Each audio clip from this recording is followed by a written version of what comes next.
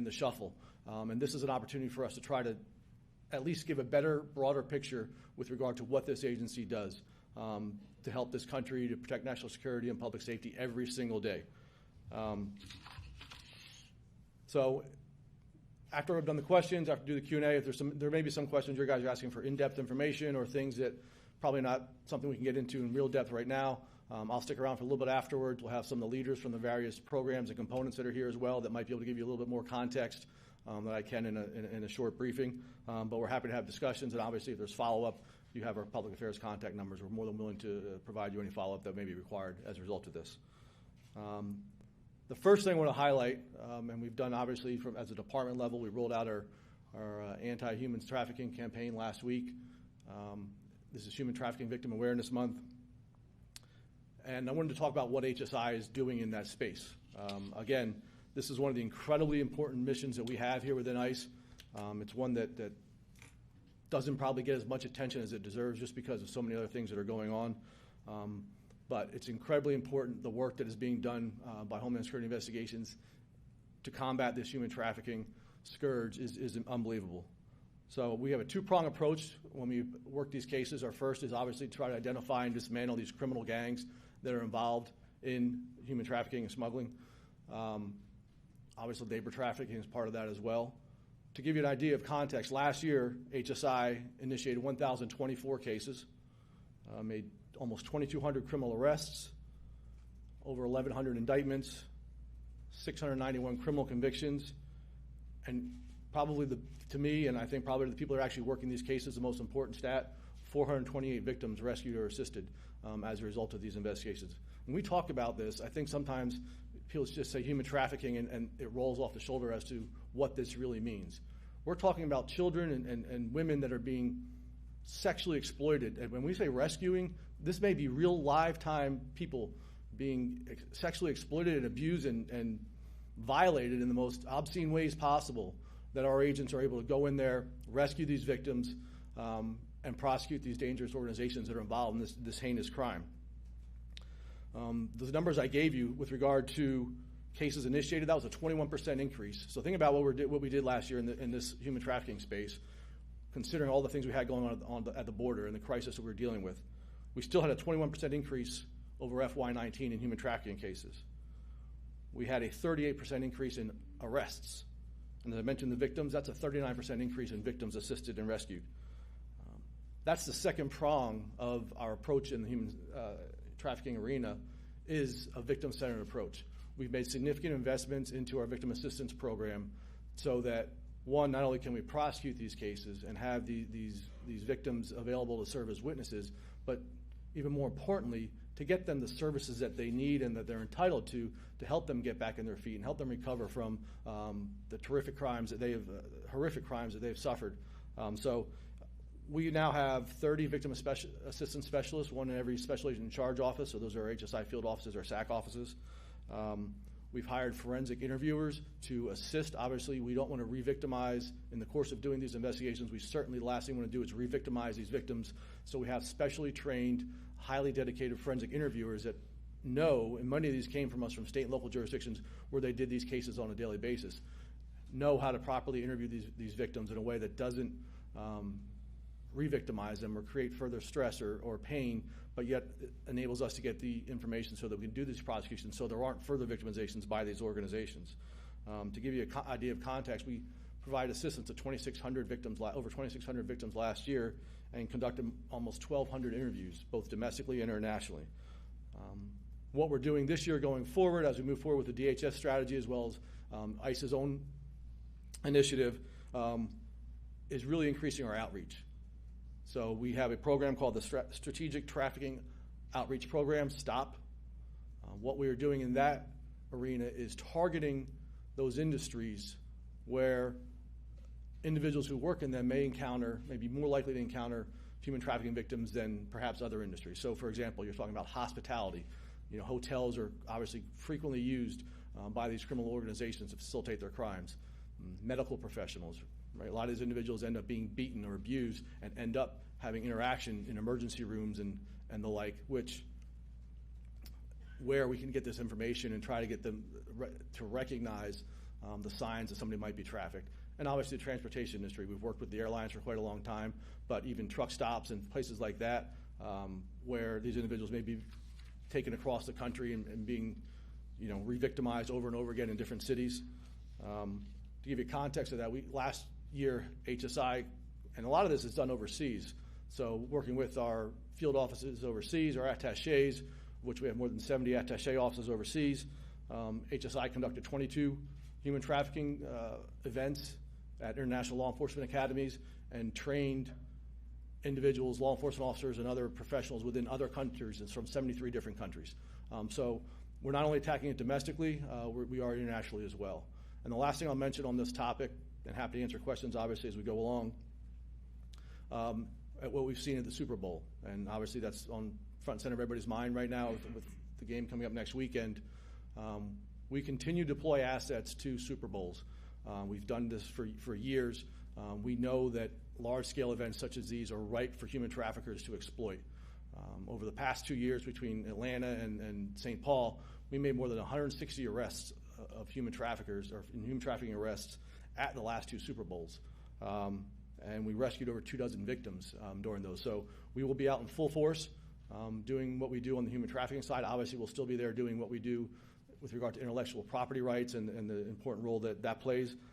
But that's what we're doing on the human trafficking side. So another thing I want to highlight, which we've talked about, or I've talked about publicly and in front of Congress as well, is Operation Noble Guardian. So what Noble Guardian is what we've seen as a result of, if you recall, last summer, we TDY'd 400 or so special agents and intel analysts down to the border to deal with the crisis that was going on, especially when it came to the humanitarian aspects of family fraud and what we learned, which we knew was happening, but we didn't realize the scope of it until we were down there, boots on the ground, was the amount of children that are being recycled and utilized for the sole purpose of allowing an unrelated adult to pose as a family unit and come into the country, knowing that they were going to be released because we couldn't detain them for long enough to get them through the immigration process under the Flores decision.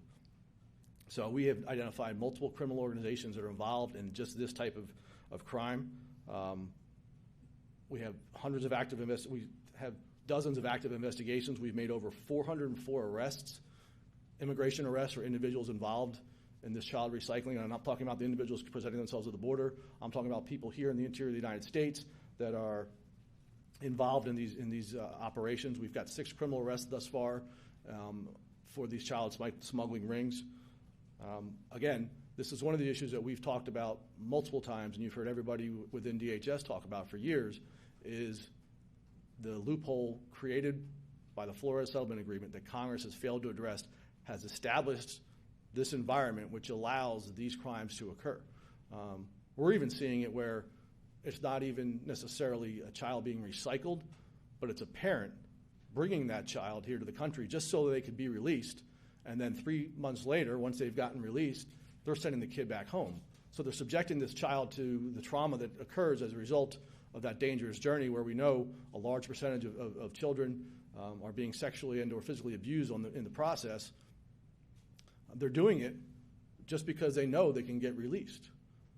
Again, we could stop this tomorrow, we close those loopholes, allow us to detain these families for a short period of time as they go through the immigration process, and we would cut this out. But right now, Congress has failed to act again with regard to closing those loopholes with regard on the Flores Settlement Agreement, our ability to detain these families. And as a result, we are almost encouraging people to either rent a child or bring their own child and have them suffer the trauma of that journey, when in reality, they're not actually going to stay here. So when you hear about, that's one of the things you talk about, separating families. These families are self-separating. They're bringing their child for the sole purpose of being able to be released. And frankly, when it comes down to it, that's what it's about. It's about the release. These people want to get to this country and get released because they know the chances of them being apprehended. Most of them aren't going to show up for their hearings. Most of them aren't valid asylum claimants under the laws of this country. And they know that the chances of getting arrested at the end of that process are small, and it's a risk that they're willing to take. If we shut those avenues down and stop releasing, as we've seen what we've done recently with some of the things at the border with MPP and ACA and the IFR, where we've been able to stop those releases from occurring here in the United States, we've seen the numbers drop drastically. Why? because they're not getting released into this country, and that's what they're looking for. Noble Garden was also worked in conjunction with the family fraud surge, which we talked about. To give context on that, we identified over 702 fraudulent families, almost 1,500 fraudulent documents and claims, almost 1,100 prosecutions. And we've seen the numbers actually drop as we've gone through. I mentioned all the various programs that we're utilizing, and I'm sure there'll be questions on those. But I don't think you can discount the deterrent effect of what we've done at the border to reducing the flow. When these criminal organizations can no longer create these fake family units and have them present themselves or come across the border illegally and be released, that kills their market. They don't have these individuals to utilize. When they can't rent children, because what we're doing with Noble Garden or what we're doing with DNA testing, verifying identities when there's questions, that slows down the traffic. And I'll highlight one case for you, which shows the ruthlessness of some of these people. We had a case down in RGV a few months back where a woman presented herself or was arrested, I can't remember which, with a 2-month-old. The officers and the agents that were investigating that case, something wasn't right. They went and put them in for DNA testing, and they did 3 or 4 tests, and the DNA test for the child kept coming back inconclusive. In fact, kept coming back with 2 different strains of DNA, which isn't humanly possible. You know what it was doing? The mother was spitting into the child's mouth to put her DNA into that child so they could be released as a family unit. So that's what's going on down at the border. That's the humanitarian crisis we're talking about and that we're trying to deal with. So luckily she's in jail, the child was rescued, but that shows the heartlessness of some of these individuals and what they're willing to do to come to this country illegally.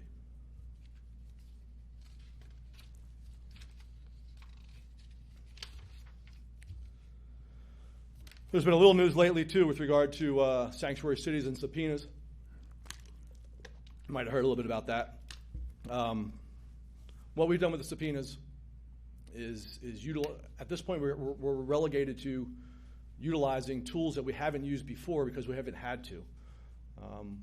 It used to be not that long ago, we would get cooperation from every law enforcement, just about every single law enforcement agency in this country, not only with regard to honoring our detainers, but letting us into the jail so that we can interview people and make determinations with regard to the people that they've arrested for a criminal violation, and we can make a determination whether or not that individual is here lawfully, and if they are they subject to removal, and if they're here illegally, what charges we would lodge against them. And of course, obviously, if they honor the detainer, they turn them over to us in the safe confines of that jail, prevent that person from being released to the street where they could commit more crimes, which we've seen time and time again, tragically. Or at the very least, give us notification, let us know that this person is going to be released. But they won't even do that. They won't even pick up the phone. They won't send us an email and say, hey, this guy is going to be bonding out in a couple hours. If you want him, come get him. Most jurisdictions in the country still work with us, but there are those, especially very prominent large ones, where there's large numbers of criminal aliens, don't cooperate with us. And it's a huge public safety risk. We've seen the tragic results that just happened last week in New York, where a 92-year-old woman was killed as a result of New York failing to honor a detainer or give us a call, let us know this guy is being released.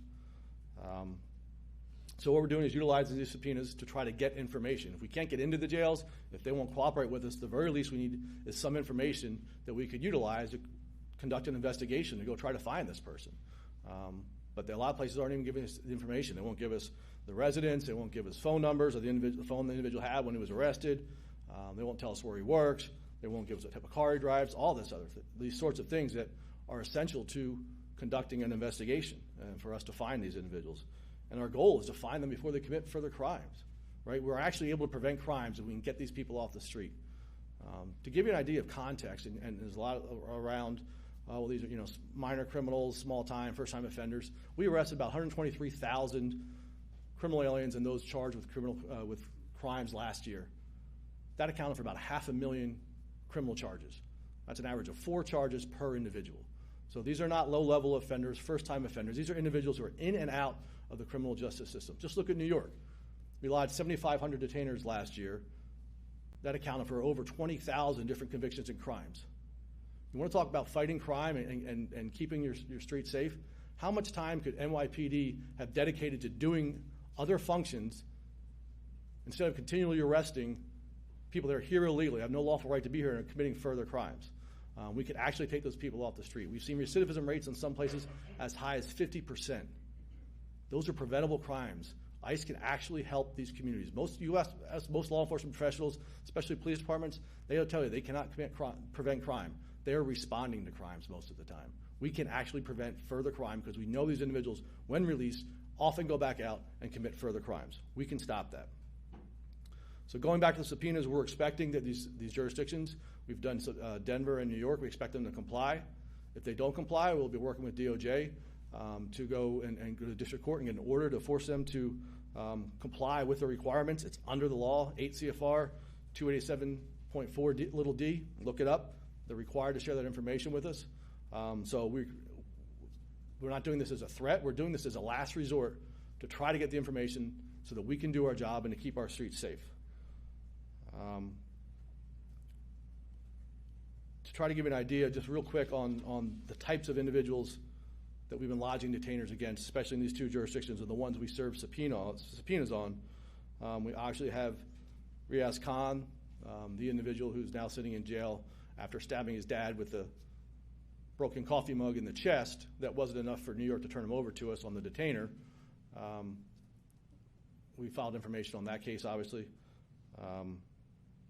We have a 26-year-old citizen of El Salvador who was arrested in September for assault, wanted in El Salvador for homicide. We lodged a detainer. He was released from custody in December. We never got a call. He wasn't turned over to us. Now he's at loose. We have a 38-year-old Mexican citizen was arrested by NYPD in January for attempted rape, unlawful imprisonment, and attempted assault. His criminal record include arrests for DWI and criminal mischief. Additionally, he's been caught 5 times trying to come to this country illegally. Again, we lodged a detainer. We received no cooperation. Another 38-year-old citizen from Mexico, arrested by NYPD in October. We lodged a detainer after his arrest for drugs. It wasn't honored. In 2012, this individual spent 60 months in federal prison for importing meth.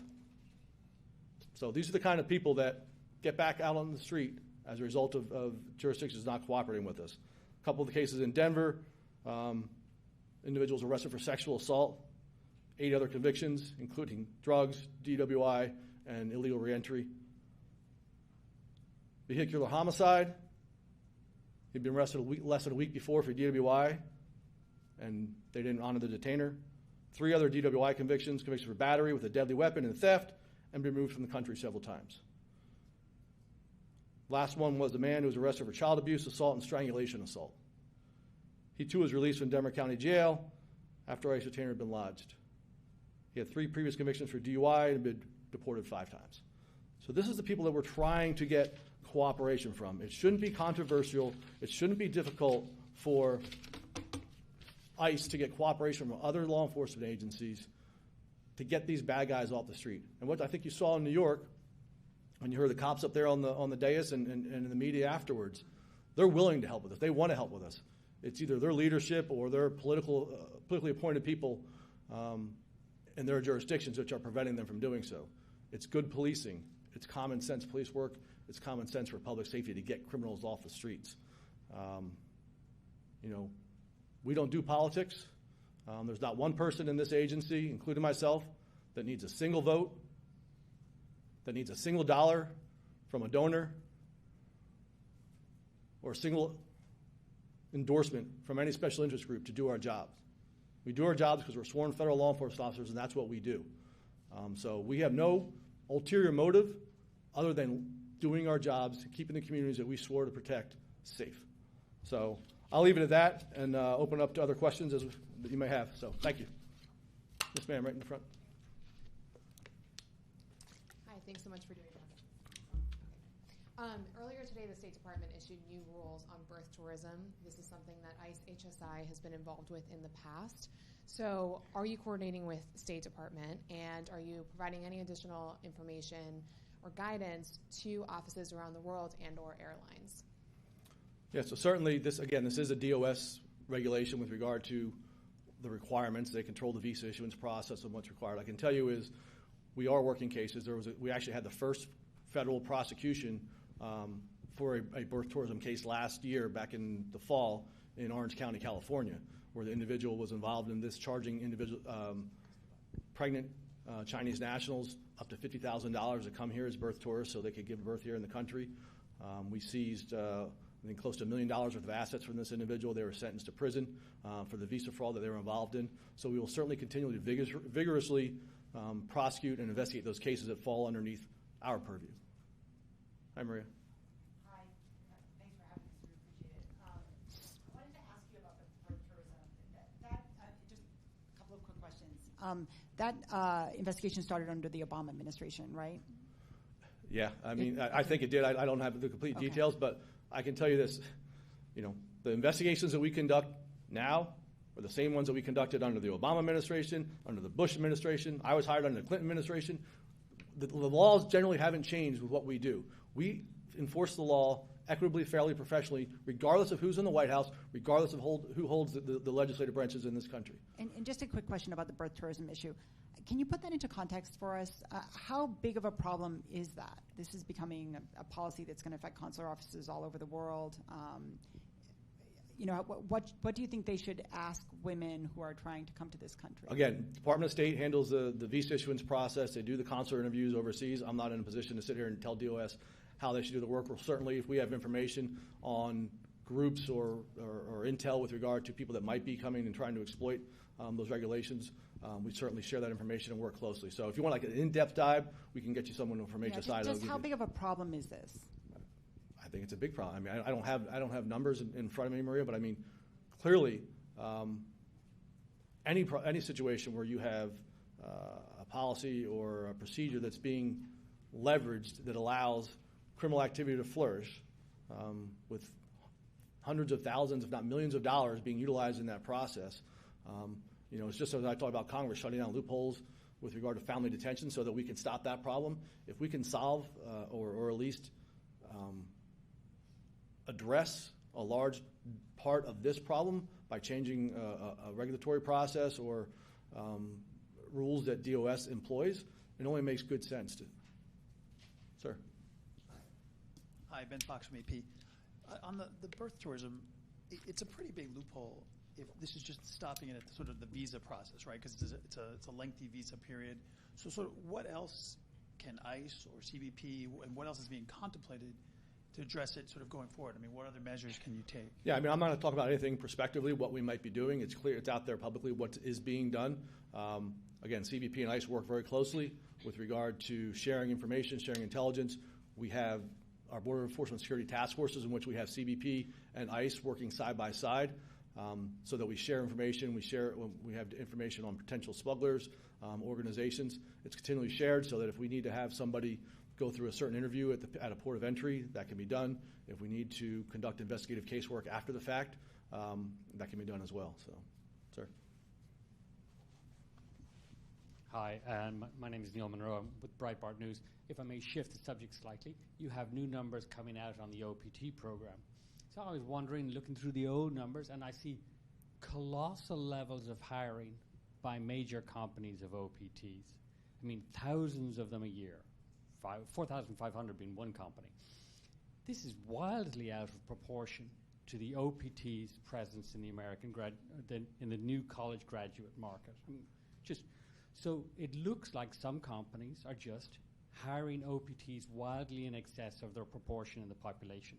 Are you doing any investigations to see if this is national discrimination against Americans? So we have a report that's going to be forthcoming, so I don't want to get ahead of our skis on that, and I think we'll probably do some media with that and get some real in-depth discussion as to what those numbers are and what they mean.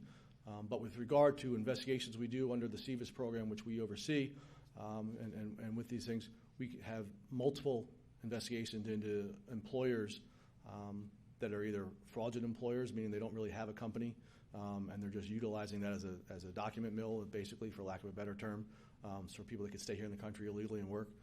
It's similar, frankly, to what we saw in Michigan with that University of Farmington with the fake college, where people that were here illegally had no intent to actually study but just wanted to stay and work illegally, took advantage of, or tried to take advantage of that process, right? So same idea here. Any time where we see fraud where someone's trying to take advantage of a legitimate program illegitimately, whether it's on the part of an employer or a fake employer, or whether it's on part of the alien or the fake student, I'll put that in quotes, trying to take advantage of these programs, we're going to vigorously pursue. We have a huge footprint within Homeland Security Investigations that focuses on these types of investigations, and we do hundreds of investigations a year and make thousands of arrests for these types of violations. Okay, I see forgive me, but I see very few arrests and for this white-collar smuggling, if you like. You guys are going, and it appears highly successful in reducing, forgive me, the blue-collar migration across the border. But I see very little movement in this. For the Fine Dream case was, as far as I can see, an FBI thing, and it happened 3 weeks after I wrote about it. And there's a bunch of these fake, extravagantly, obviously fake companies on the list. You just read the name, see if you can find the company. It's not there, and they've been hiring thousands of these foreign college graduates. So are you putting more effort into dealing with this white-collar immigration crime compared to a couple of years ago? We certainly are. We put out a new regulation, obviously, under CVIS. One of the big issues with anything is we have over 400 federal laws that we prosecute is resources, right? If this is something that we certainly take seriously, but Congress also has the ability to prioritize what gets done by providing us resources to do and address certain criminal activity. They've done it in the drug space. They've done it in other realms. It could be done here, but these investigations, again, while you may be able, it looks like somebody's a fraudulent company on its face, right? In order to actually get to the point where we don't want to just shut these things down or have somebody flee. Like a lot of these guys are foreign nationals who are going to flee back to their home countries. We actually want to get an investigation to the point where we can prosecute that case, present it to the U.S. Attorney's Office, prosecute that case, seize the assets from the individual that they gained as a result of this fraudulent scheme, as well as getting the individuals that benefited from it. So it doesn't do us any good to publicize these 50 companies that we're prosecuting so they can shut down, move back to China, and live off their profits, or come back into the country a year or two from now and start a new one, right? We actually want to stop the problem, and that's putting people in jail and shutting down that pipeline. Yeah. Ted. Thank you. Ted Hessen with Reuters, and thank you for holding the briefing. I would like to ask you about the Daca program. There was a report in CNN last month about ICE reopening cases against Daca enrollees, and specifically people with either no criminal record or minor crimes. And I'm wondering if you could speak to that and what the plan is in the event that the Supreme Court allows President Trump's termination of the program. Right. So as you're well aware, DACA provides no lawful status to anybody, right? It is not a status. It's just a deferral of somebody's removal process or removal proceedings. What that was, if I remember correctly, was there were a bunch of cases that were previously administratively closed that were simply reopened and relodged with the immigration court. Those individuals may have DACA, but that doesn't prevent us from going through the removal process such that the individual at the end of that process, if they get ordered removed and DACA is done away with by the Supreme Court, we could actually effectuate those removal orders. But it also enables these individuals, if they have an asylum claim or want to lodge some sort of relief, a claim for relief from removal, withholding, or whatever the case may be, that's the avenue which they would avail themselves of. So it's just a matter of putting these cases never should have been administratively closed. They should have been able to go through the immigration court process. For decisions outside of this agency and outside of this administration, they were closed. We're simply reopening those cases, putting them back on the dockets so they can work their way through the immigration court system. Can you give us a sense of the scale? I don't know the number, Ted. We can run it down. I don't have it off the top of my head. When the effort started, was it recent? And is it? I mean, individuals that have DACA have had their cases continuing ongoing, right? So cases that were not closed were still ongoing. So ultimately, if the Supreme Court rules that these people don't have a lawful right to be here, it's incumbent upon us to either execute the removal orders that were already issued by a judge or put the individuals through the immigration court process so that we can get a decision from the judge with regard to this individual status. Again, DACA provides no lawful status here in this country. Everybody's well aware of the fact that it doesn't do that. So, ma'am. Anna Giratelli with Washington Examiner. You said the market for families being smuggled to the U.S. has been, quote, killed.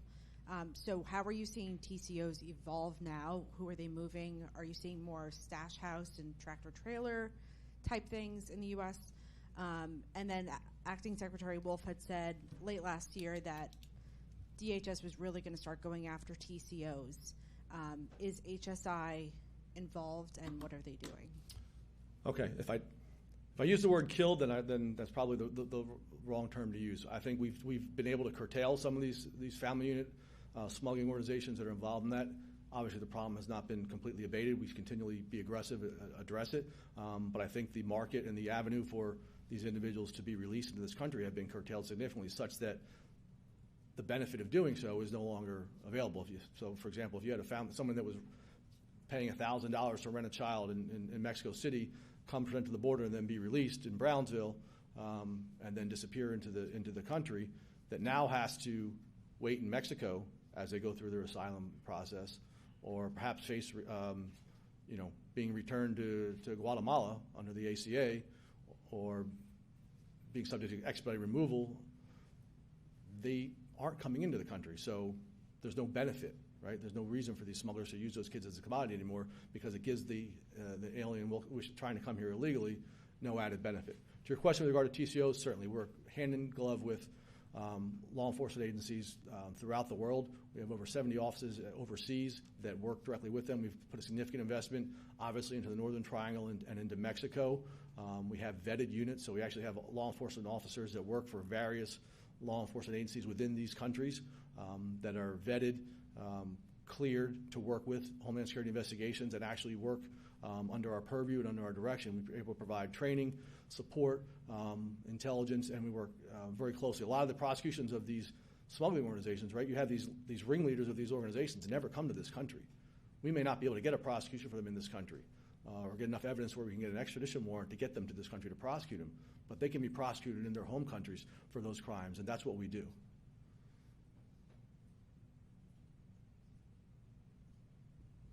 Sir.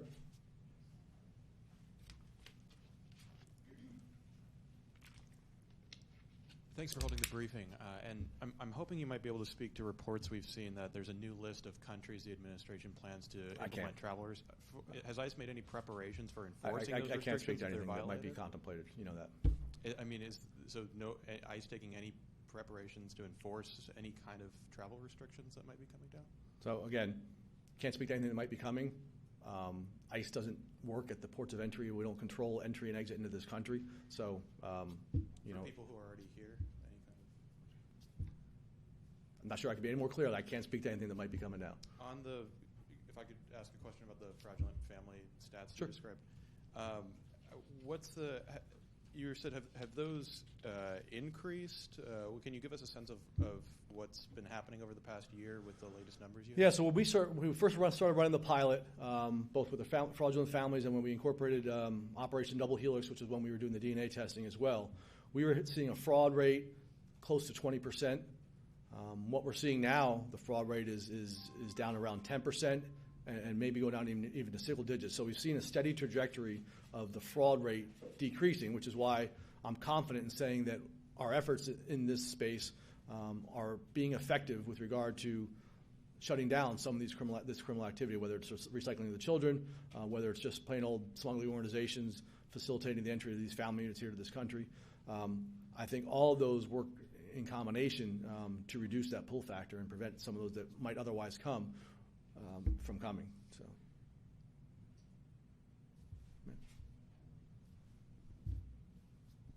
just want to follow up real quick on birth tourism because it is something that HSI has investigated and worked on.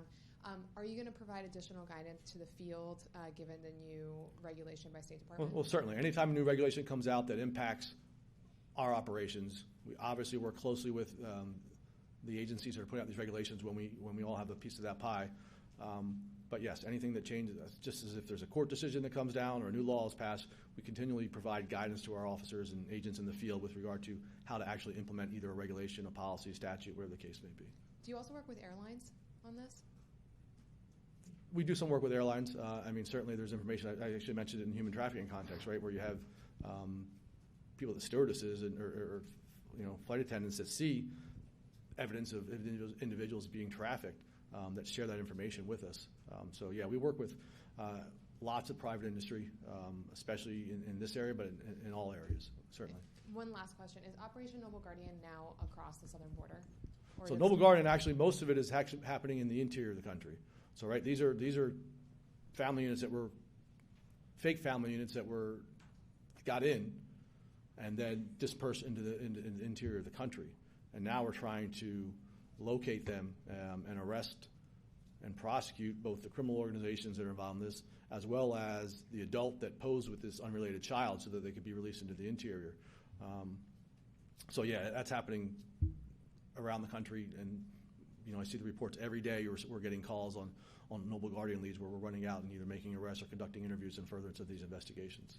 Sir. Back on that Noble Guardian thing, when did you start searching in the interior for these fake families after they crossed the border? So anytime we received information that a family was fake and they had already been released, we certainly would conduct an investigation immediately upon receiving that information.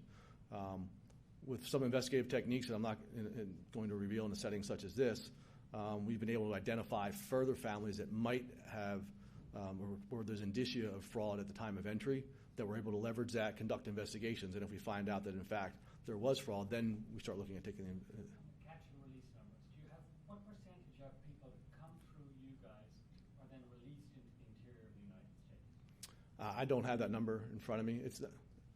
I don't want to throw one out there. We can pull it up and see how many people. But a lot of what we see, the people that are released, again, a lot of the people that we have in custody, Congress has already spoken to with regard to them posing a flight or a public safety risk, which are those reasons that we hold individuals in custody, because they're flight, public safety risk. 72% of the people that we have in custody are subject to mandatory detention by Congress. So we don't have a lot of discretion with regard to a lot of the people we have in custody. Now, when we do arrest somebody that does not fall under the mandatory detention categories, we do a case-by-case analysis to determine whether or not this individual poses a public safety or a flight risk. But most of those individuals that are not subject to mandatory detention have the ability to go in front of an immigration judge and ask for a bond, or if a bond was placed, to ask for a reduction in bond or a release on. So a lot of the releases actually occur once the individual goes in front of the immigration judge and the judge issues a bond for them, and they get released that way. So.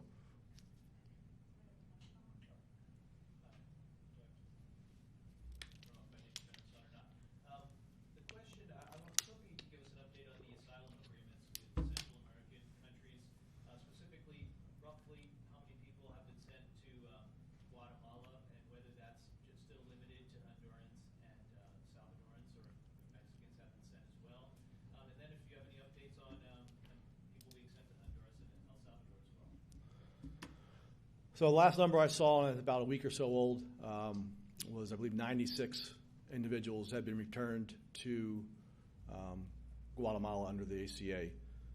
I think one of those individuals actually stayed and decided to pursue an asylum claim in that country. What we have found is that, again, most of the people that come here to try to claim asylum don't meet the legal threshold for asylum in this country. The actual approval rate hovers around 10%. In Northern Triangle, it's below that. So most of the people that are coming here to claim asylum don't actually qualify for asylum. So when they find out that they're not going to be released into this country, and they have to wait either in Mexico or, in this case, they could be returned to Guatemala and pursue their asylum claim there, most of them drop their claims and say, you know what, never mind, just send me back to my home country. So again, whether their claim is such that it doesn't reach the legal threshold, or whether it's just it's an invalid false claim on its face, most of the individuals we confront them with the option of going to another country or going back to their home country, take their home country, which to me calls into question the validity of that asylum claim to begin with. Sorry, but could you just... I don't have any updates on the other ones, Ted. That's being run out of DHS on the other country. Can you say it's not happening yet? Because you would know. I mean, the flights would be, I should be flying them down, right? Yes, at this point we haven't returned any Mexicans to, unless I'm wrong, we haven't returned any Mexicans to Guatemala. I called on her first, so. Oh, okay. Thank you. Well, not you, Maria. I'll give you next, Maria. Sorry. Okay. Sorry. Are you doing anything new? Is HSI doing anything new in reference to the Super Bowl, human trafficking, and even just in reference to the Super Bowl, have efforts changed in any way this year? I wouldn't say efforts have changed. I think every year as we go through events such as this, we get better.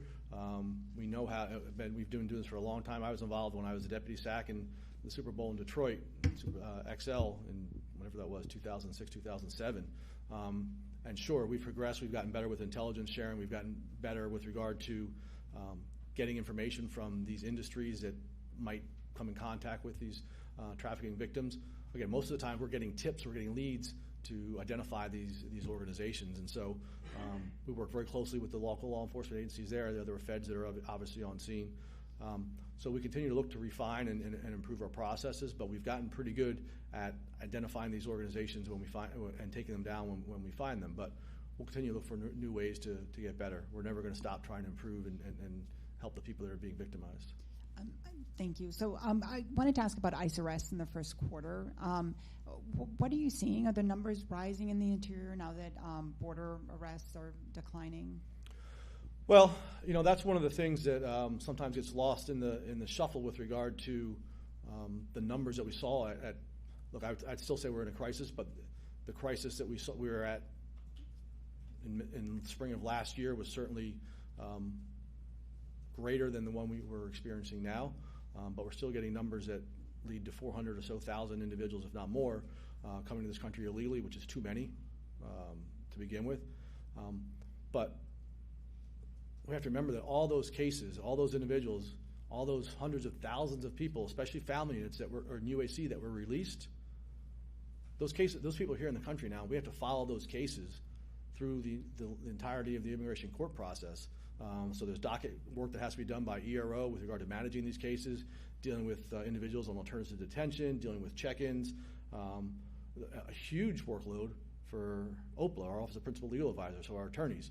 So as you know, EOIR has been plussed up by Congress for judges at significant levels over the past 3 or 4 years to help deal with the backlog, and that's great. But if they don't give commensurate increases to us, to OPLA, for our attorneys, so they can actually litigate these cases and prosecute them in front of an immigration court, all you've done is increase the bottleneck. You've seen our non-detained docket grow by hundreds of thousands over the past couple of years as a direct result of the massive numbers of people coming to this country illegally, our inability to hold them and handle those cases on the detained docket, and then the lack of resources to actually get these cases through the immigration court. So did the numbers go down again in this quarter? I don't have the numbers in front of me. I mean, I will tell you that we're out there every day vigorously doing it. Obviously, there's things that are out there that are making it harder. One, the workload I just talked about for all those hundreds of thousands, actually millions of cases that are out there on our dockets right now. The jurisdictions that continue to fail to cooperate with us and new jurisdictions that turn away from us. So where we used to be able to arrest somebody in a jail with one officer or a contract transportation company picking that individual up and bringing them to our office for processing now requires a team of 5 or 6 officers to go out and try to locate this individual. Maybe they find them, maybe they don't, but we've certainly expended dozens, if not hundreds of hours trying to find one person that we could have gotten in 30 minutes.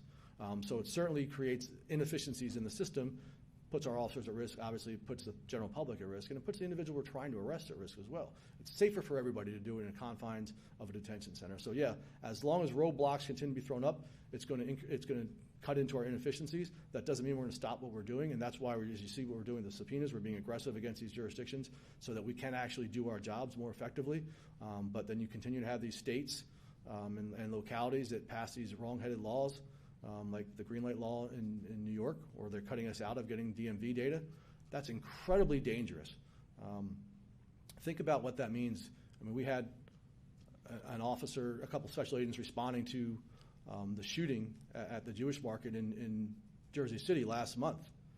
And the agents there on the ground, seeing vehicles that are involved or could be involved in the shooting, couldn't run the tag to find out who that vehicle belonged to and was that individual involved in that situation. That's crazy. You are putting people at risk at things like that. You talk about human trafficking.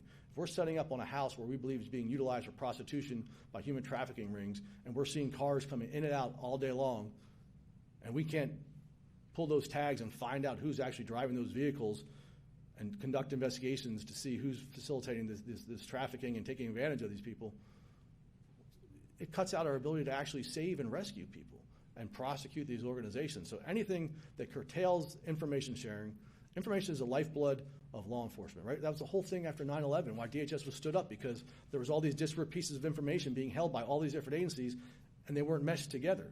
That's what we've largely done in this department, is start doing that. And across the interagency, we've gotten a lot better at sharing information and making sure there aren't those stovepipes. But when you have states that are cutting out the federal government from doing their job and getting information that's critical to the safety of this country and the citizens that these people are supposed to be representing, it's ridiculous. So, I mean, we really appreciate the briefing. If it's possible to start getting data on a monthly basis, like CBP issues, I think, I'd really appreciate that. Like, we could find out, like, just steady numbers. Well, we've been doing quarterly calls, Maria, so I don't know. Just not, like, CBP just issues the information on a monthly basis. If we could get that, that would be great. Just a request. Okay. Thanks. Sir, did you have something? Okay. All right. On sanctions, on this question with New York together, if they continue to not cooperate with them, are there any benefits that they will lose from not cooperating with the federal government? I don't know if there's anything that I could speak to on that. I mean, I think the first thing we would try to do, and which we're trying to do, is get compliance with a lawfully issued subpoena, and get the court to, if they're not going to comply with that subpoena, get the court to forcibly enforce that subpoena. But the individuals that fail to comply can be held in contempt. They can show up to court with a toothbrush because they may not be coming home that night, because they could be jailed for failure to comply with a lawful order from a judge. So that's the route we're going. It's unfortunate, and hopefully maybe when some of these other jurisdictions that don't want to cooperate see that we're taking this seriously, maybe they'll come around and try to help their own communities. On the sanctuary city concerns, one of the big concerns from local law enforcement and local communities generally is that these 287G agreements will flag, unresolved charges, minor charges, and then the police departments are then required to use their own resources to get those people into immigration custody. Could you explain how ICE uses their discretion in those cases to make sure that the most serious criminals flagged in local law enforcement agencies are targeted here? All right, so 287G is a voluntary program. There is no law enforcement agency that's conscripted in the service of ICE to perform immigration enforcement functions. So an agency that wants to join us under the 287G program has made their evaluation internally under their rules and guidelines and their resource constraints as to that this is worthwhile for them. So nobody is forced into working with us. So the jurisdictions that cooperate that work under 287G are doing so cooperatively. What 287G does is identify every single individual that comes into that jail that is potentially subject to removal. It gives the authority to those officers that have gone through training, meet the statutory requirement for an immigration officer to perform immigration enforcement functions on our behalf. It generally doesn't take a large amount of time to process that individual and have them turned over to us for further removal proceedings. In some cases, we have intergovernmental service agreements where we actually utilize those detention facilities where the individual is being held to keep those individuals. So it's not even much more thing. I would say that the work that's being done on the front end is a lot less than having to arrest this guy 3, 4, 5 more times when he keeps going back out and committing crimes. That's why these agencies have joined the program, because they were tired of seeing these individuals that are here in this country illegally getting involved in further criminal activity and not being able to do something about them, or having them bond out before ICE can respond, or being prohibited from honoring a detainer from their jurisdiction. So that's why they're trying to cooperate with us, because they know it's a public safety risk. It's good police work to get criminals off the street, whether you get them off for the criminal violation or whether we're able to utilize an immigration charge with which to do that. So. And could you clarify that point about recidivism? You're not saying that it's the rates are higher for immigrant criminal offenders than for any criminal offenders, are you? No, what I'm saying is we have seen of these individuals that we arrest, most of them are career criminals, very few are first-time offenders. As I mentioned, an average of 4 arrests or charges per individual we arrested last year. And those are the only crimes that they were arrested by those local jurisdictions for. We've seen in some cohorts of individuals that we've been tracking, recidivism rates almost as high as 50%. That's very troubling. It has nothing to do with whether they're immigrant or not. These are the individuals that we're talking about. We're not talking about the studies that say this and that of areas versus U.S. citizen crime, immigrant crime. But these individuals that are here illegally, committing crimes, right? They shouldn't be here in this country in the first place. They're here illegally. The crime rate should be 0 because there shouldn't be the people here illegally to begin with. They're here illegally, then they're committing additional crimes on top. So people that try to compare those two things are comparing apples and oranges. I just wondered if you could go back to that. You mentioned the Jewish deli crime, and can you just expand on that, on what you weren't able to get and how that affected anything? Well, I'm not going to get into the whole thing, but as anything else, when you run, just as if you were to go out here and blow through a red light on your way home and DC police pulled you over and they run your tag, they're going to get, who's probably driving this car. They're going to get your registration. They're going to find out where it's registered. They're going to come get your driver's license. They're going to run you through NCIC to see if you have any wants or warrants. They're going to do all sorts of things. So all that information that we don't have access to because we can't get that initial tag. But again, information is the lifeblood. Not knowing who is operating a vehicle or who that person might be and what they might be up to. Are they a friendly? Are they there to do something harmful? We don't know. But I mean, there's a reason why when you go out down any street in this city and you see cop cars go by, they've got cameras on their side and reading every single license plate when they go down the street, because they're trying to see who's there, what they're up to, are there warrants, is this car stolen, all these various things that law enforcement agencies do to enforce the law. So I think we're good, Brian, or what? All right, thanks everybody, appreciate it. Any one-on-ones, or are you wrapped up? We can do a few.